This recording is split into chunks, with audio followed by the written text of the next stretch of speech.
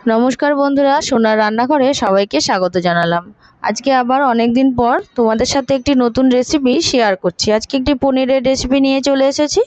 আজকের পনির রেসিপিটি হলো পনির হোয়াইট কোরমা।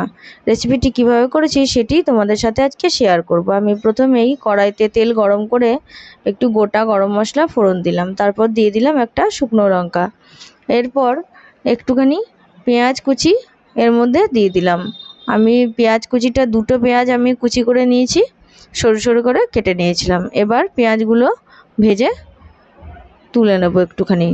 আমি আগে পনিরটা টুকরো করে একটু নুন দিয়ে ভেজে তুলে রেখেছিলাম। অল্প একটু পেঁয়াজ আমি ভাজা তুলে রেখে দিলাম। এবারে এর মধ্যে দিয়ে দিলাম রসুনের পেস্ট আর একটু আদার পেস্ট। ভালো করে এটাকে কষিয়ে নেব। এবারে রসুন আর আদার সাথে মশলাটা একটু কষানো হয়ে গেলে এর মধ্যে দিয়ে দিলাম একটু জিরে গুঁড়ো, একটু ধনে গুঁড়ো আর একটু শুকনো লঙ্কার গুঁড়ো।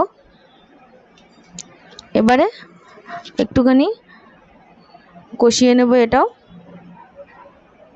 ভালো করে। এবার একটু মিশিয়ে নেওয়ার পর এটা একটু জল ছেড়ে একদম টান টান হয়ে এলে, তেলটা ছেড়ে এলে এবারে এর মধ্যে একটা হোয়াইটের যে গ্রেভিটা তৈরি করব সেটা দিয়ে দেবো। আমি একটু চাল মগজ, কাজু বাদাম, পোস্ত আর একটু টক দই একসাথে ফেটিয়ে নিয়েছিলাম ভালো করে, সেটাই এর মধ্যে দিয়ে দিলাম। এটাতেই হোয়াইট কোরমার যে হোয়াইট গ্রেভিটা সেটা তৈরি হবে।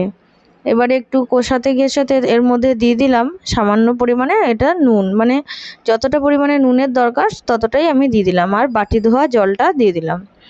এবারে ভালো করে এই মশলাটা কষিয়ে নিতে হবে যতক্ষণ না তেলটা ছেড়ে আসছে। এবার দেখতে পাচ্ছ গ্রেভিটা একটু ফুটে ফুটে এসছে। এবার আমি এর মধ্যে দিয়ে দিলাম বেশ কিছুটা পরিমাণে একটু কিশমিশ আর সামান্য একটু চিনি দিলাম। পনিরের রেসিপিতে একটু মিষ্টি মিষ্টি হয়। তারপরে একটু কষাতে কষাতে এর মধ্যে দিয়ে দিলাম কিছুটা কসুরি মেথি। এবার ভালো করে তেল ছেড়ে আসা পর্যন্ত কষিয়ে নেব। দেখো তেলটা ছেড়ে এসছে। এই পর্যায়ে আমি এর মধ্যে পরিমাণ মতন গরম জল দিয়ে দেবো। জলটা দিয়ে আবারও গ্রেভিটাকে ফুটতে দেবো। গ্রেভিটা কিন্তু এটার বেশি হবে না, ওই জন্য জলের পরিমাণটাও সেরকম পরিমাণেই দিতে হবে, একটু কমই রাখতে হবে। ঝোলটা ফুটে উঠলেই তার মধ্যে আমি ভেজে রাখা পনিরের টুকরোগুলো দিয়ে দেবো। পনিরের টুকরোগুলো এবার দিয়ে একদম কম আঁচেই হতে দেবো যতক্ষণ গ্রেভিটা গাঢ় হয়ে ফুটতে শুরু করবে। পনিরটা একটু ঢাকা দিয়ে দিলে বেশ সুন্দর হয়। তারপরে ওপর থেকে একটু ফ্রেশ ক্রিম আমি এর মধ্যে ছড়িয়ে দিলাম। হোয়াইট গ্রেভিতে একটু গ্রেভিটা হোয়াইট হয়, ওই জন্য এই যে মালাইয়ের দিলাম বা ফ্রেশ ক্রিম দিলাম সেটা খুব ভালোভাবে দিলে।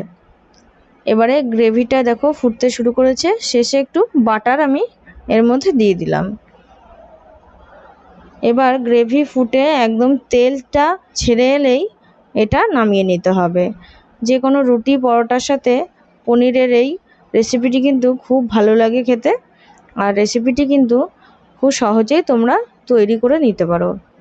রেসিপিটি আমি এখন নামিয়ে নিয়েছি। এবার একটু ঠান্ডা হলেই রেসিপিটি সার্ভ করতে পারবো।